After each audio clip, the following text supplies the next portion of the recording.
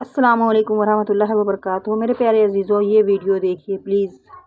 लोग कहते हैं ना, तरक्की चाहिए, कामयाबी चाहिए, ब्राइट फ्यूचर चाहिए। खुदा की कसम, जिसके माँ बाप उससे राजी है ना, जिसके साथ माँ बाप की दुआएं हैं, उसको फिर तरक्की से कोई नहीं रोक सकता। उसके बेड़े पार ही होने हैं और सारी दुनिया वाह कर रही, माँ बाप परेशान है, वो बर्बाद ही होना है।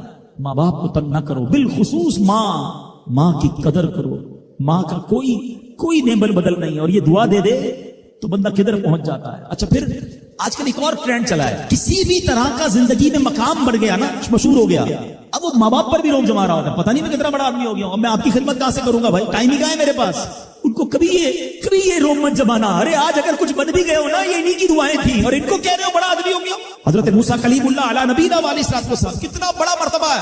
और आपने एक बार अल्लाह करीम की बारगाह में अर्ज किया, मौला मुझे जन्नत में अपना पड़ोसी देखना है। इरशाद क्या हुआ कि ऐ मूसा, जन्नत में तेरा जो पड़ोसी है वो एक फला इलाके का कसाई है। आप हैरान हो गए, आपने कहा मौला मुझे मिलना है। एड्रेस बताया गया, आप चले गए वहां पर। एक नौजवान ने दरवाजा खोला, आप अंदर गए। घर में गए तो दो बूढ़े माँ बाप, बूढ़ी शख्सियात थी। उन्होंने हजरत मूसा को देखा, आपकी रिसालत की गवाही दी और दोनों दुनिया से चले गए। वो नौजवान किसी काम से गया, जब वापस आया अपने दोनों वालिदैन को देखा कि दोनों का इंतकाल हो गया है। तो कहा हो ना हो आप हजरत मूसा अलैहिस्सलाम। हजरत मूसा ने कहा मैंने तो नहीं बताया कि मैं कौन हूं, तुम्हें कैसे पता चला? कहा मेरे माँ बाप रोजाना दुआ करते थे कि या अल्लाह उस वक्त तक मौत ना देना जब तक हजरत मूसा का दीदार ना करना है। आप हमारे घर आए हैं, आपको इन्होंने देखा है, ये चले गए दुनिया से, आप ही हजरत मूसा। हजरत मूसा ने फरमाया बताओ कुछ और भी दुआ करते थे? कहा मैं अपने बूढ़े माँ बाप, क्योंकि चबा नहीं सकते थे, रोज इनको दिवाले चबा चबा कर खिलाता था। और जब भी खाना खिलाता था ना, मेरी माँ दुआ करती थी या अल्लाह मेरे बेटे को जन्नत में मूसा का पड़ोसी बना दे। हजरत मूसा कहते बेटा तेरी माँ की दुआ कबूल हो गई है, तू ही जन्नत में मेरा पड़ोसी है। ये है माँ की दुआ, और ये वो दुआ है जो बिन मांगे मिल रही है, जो माँ के दिल से निकल रही है। आओ मैं बताऊं कुछ बड़े आदमी, वाकई जिसको कहते हैं बड़ा आदमी कौन होता है। इमाम आजम अबू हनीफा रदी अल्लाह तआला से बड़ा तो कोई नहीं ना, कितने बड़े वक्त के इमाम है। मगर आपकी वालदा एक मस्जिद के इमाम साहब से इंस्पायर थी, मुकर्रिर थे, वो अच्छे बयान करते थे। आपको वो कहती कि जाओ वो इमाम साहब से मसला पूछ के आओ। खुद मुफ्ती आजम है, इमाम है करोड़ों हनफियों के। माँ को ये नहीं कहा कि माँ पता नहीं मैं कितना बड़ा मुफ्ती हूं, तुम मुझे मस्जिद के इमाम के पास भेज रही हो।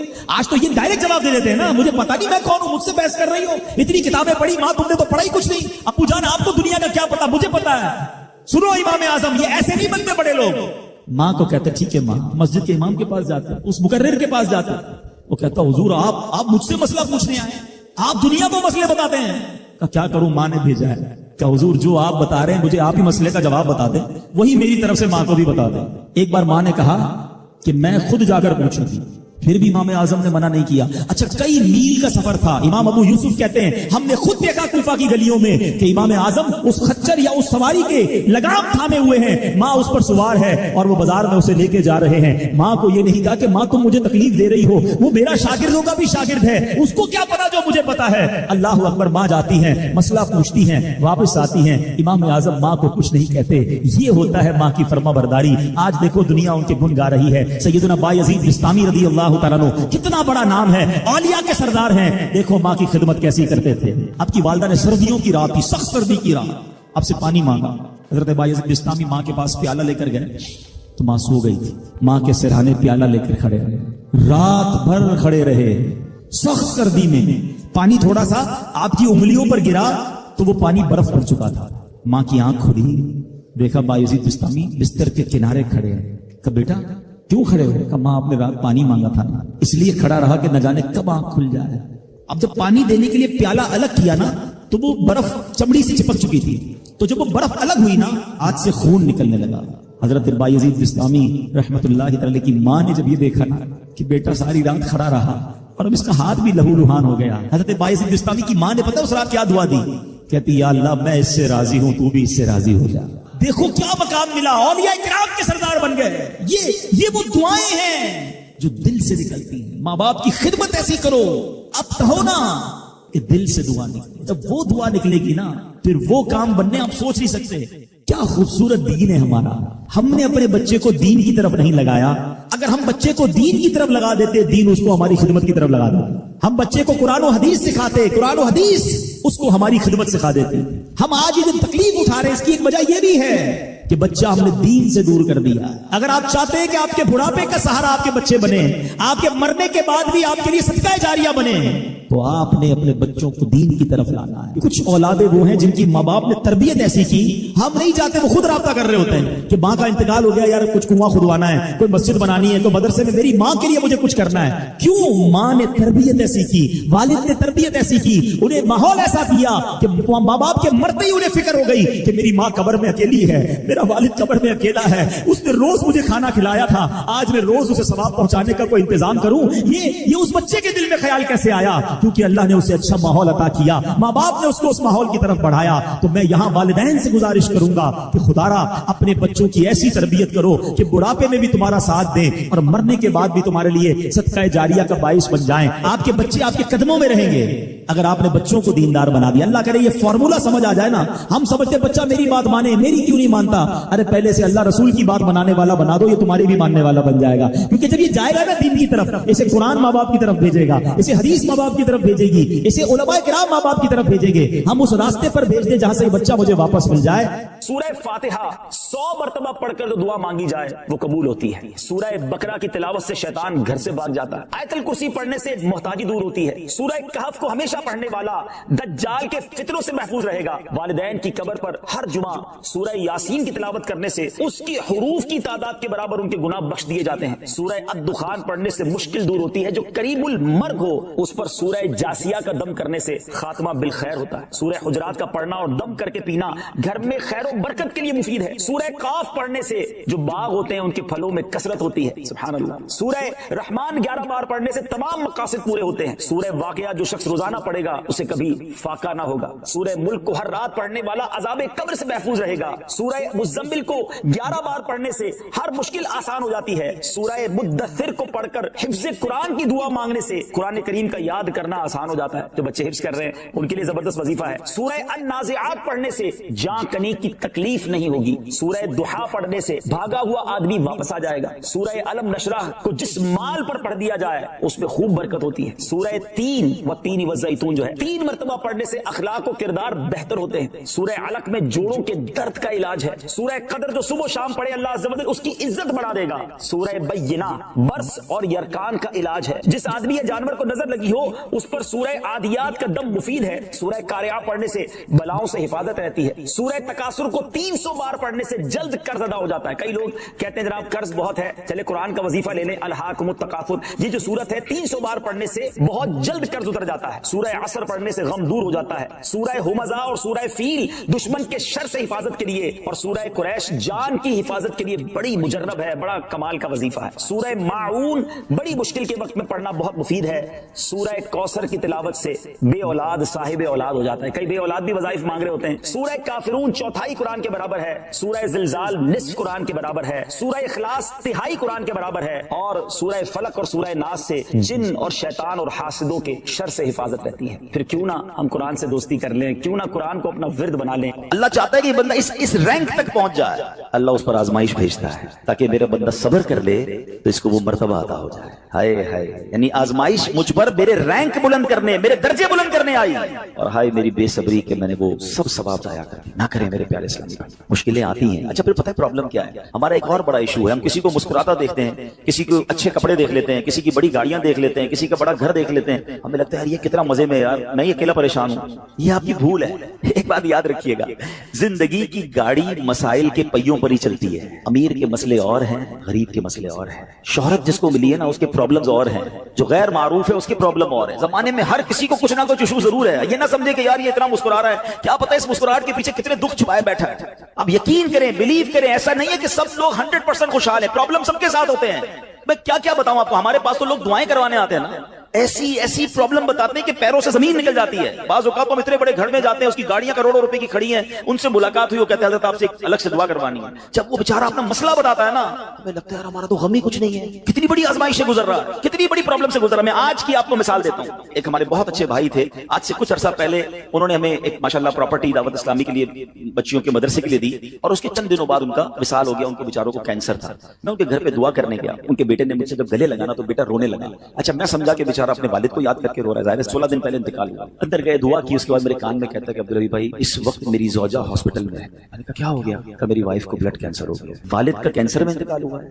अल्लाह ने बड़ा नवाजा है उनको, ज्वेलर्स हैं, लेकिन मैं यकीन करें, मैं आपको सच बता रहा हूँ, मैं गाड़ी में बैठ के मैं भी रोने लगा, क्योंकि वो बंदा जब मुझे छोड़ने आया ना फिर मेरे गले लग के रो रहा था। मैं सोचने लगा यार कितना दुख है लोगों को, अल्लाह ने कितनी बड़ी हम पर मेहरबानियां की है।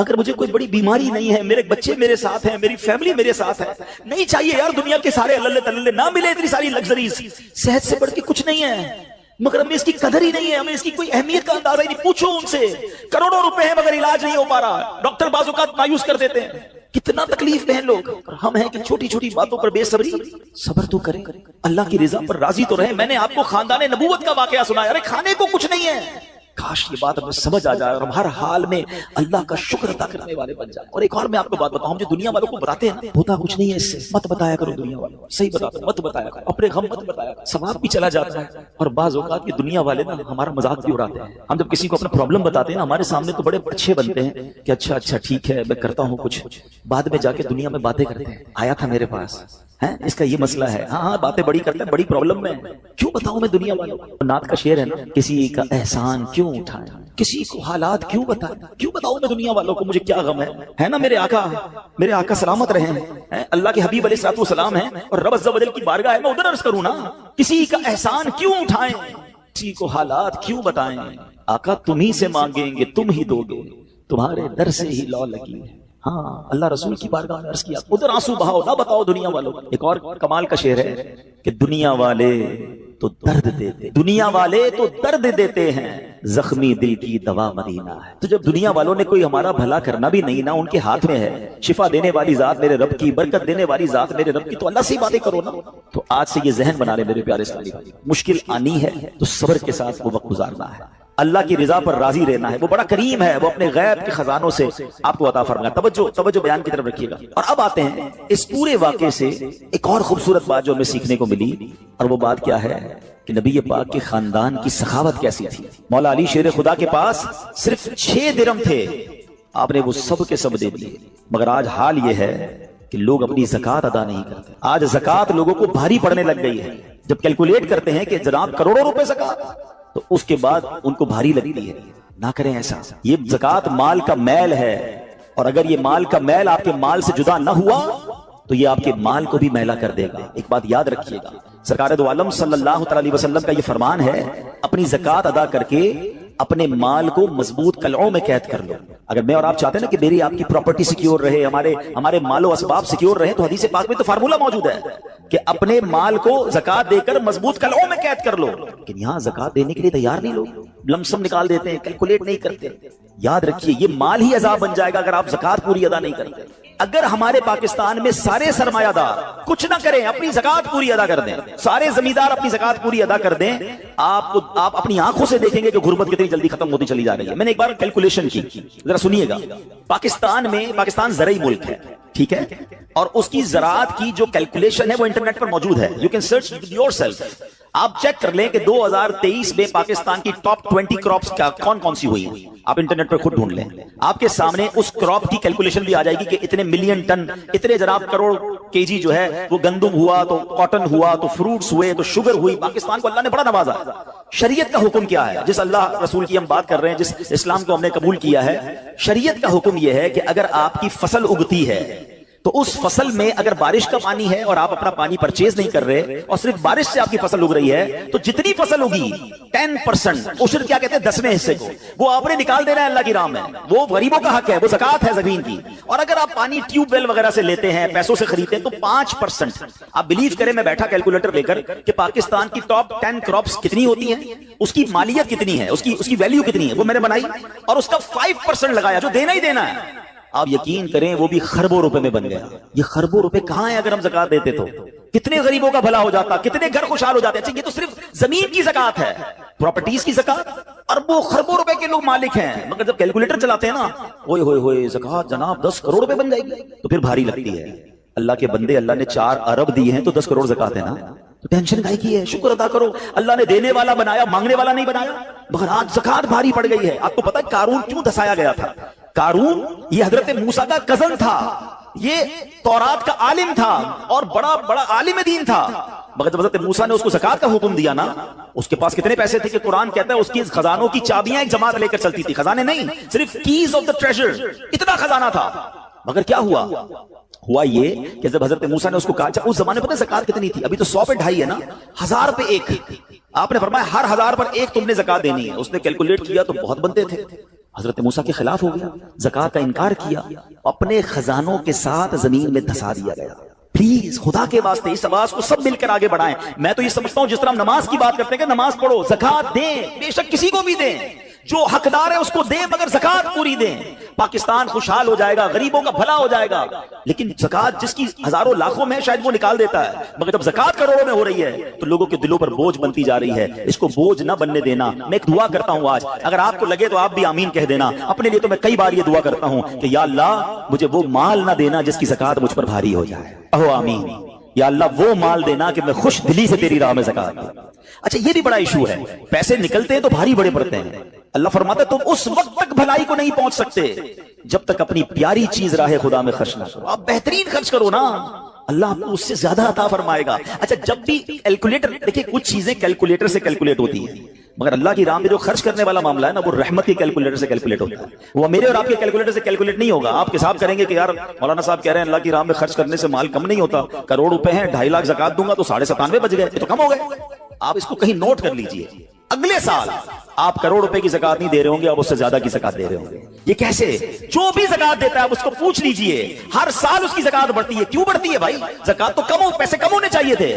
نہیں جناب, یہ میرے نبی علیہ الصلوۃ والسلام کا وعدہ ہے. ویسے تو میرے آقا جو فرمائے حق ہے, مگر اس حدیث میں اللہ کے رسول علیہ الصلوۃ والسلام نے قسم اٹھائی. آپ فرماتے ہیں میں قسم کھا کر کہتا ہوں اللہ کی راہ میں خرچ کرنے سے مال کم نہیں ہوتا. پھر تو لاک کر دو نا, پھر تو سمجھ جاؤ کہ جب نبی پاک قسم اٹھا کر فرما رہے ہیں. اچھا پھر آپ سب کو دیکھ لیں, جو بانٹ رہا ہے نا ہم ہر سال اس کا بڑھتے ہوئے دیکھ رہے ہیں, کم نہیں ہوتا. یہ بے وقوفی ہے جو یہ سوچتا ہے کہ یار دے دوں گا تو کم ہو جائے گا. نہیں. اور پھر میں آخری بات کر دوں اپنے بیان میں, جو ایک اور ایشو جو بہت بڑا ہم دیکھتے ہیں, ایک تو زکات پوری دینی ہے اور انجوائے کر کے دینی ہے, خوش دلی سے دینی ہے, مزے لے کر دینی. یہ نہیں کہ دل پر بوجھ, یار کیا کروں 1 سال ہو گیا اب تو زکات دینی پڑے گی. نہیں, یہ نہیں. دو اور انجوائے کرو, اللہ کی راہ میں خوش دلی سے دو. ایک واقعہ سن لیں, بات اور کلیریفائی ہو جائے گی. حضرت ابو جعفر اپنے زمانے کے بڑے ابدال ہیں. ان کے گھر میں ایک فقیر آیا تو انہوں نے اپنی زوجہ کو کہا کہ اپنے پاس کیا ہے دینے کے لیے؟ کہ حضور صرف 4 انڈے ہیں گھر میں, nothing else, 4 eggs only. کہا یہ 4 ہی دے دو. ایمان اور عقیدہ اور بلیف دیکھیں, 4 دے دو. 4 دے دیے. تھوڑی دیر بعد دروازے پر دستک ہوئی, دیکھا تو ایک بندہ ٹوکری لے کر آیا. کیا ہے؟ بیگم سے پوچھا, کہا آپ کے دوست نے انڈے بھیجو آئے ہیں. کہا کتنے آئے ہیں؟ کہا صاحب ذرا سنیے گا, کتنے آئے؟ تو کہا کہ 30 آئے ہیں. کہا 30 کس حساب سے آئے؟ ہم نے تو 4 دیے تھے نا. اب ایمان, ان کا عقیدہ اور ان کا بلیف دیکھے. کہا 4 دیے تو 40 آنے چاہیے تھے. ایک کا 10 اللہ کا وعدہ ہے نا. تو کہا حضور آئے تو 40 ہیں مگر 10 انڈے ٹوٹے ہوئے ہیں. تو آپ نے اپنی زوجہ سے پوچھا کہ سچ بتاؤ جو تم نے 4 دیے تھے اس کی کنڈیشن کیا تھی؟ کہ حضور بات یہ, جب میں نے 4 دیے تھے نا اس میں بھی 3 ثابت تھے, ایک ٹوٹا ہوا ہی تھا.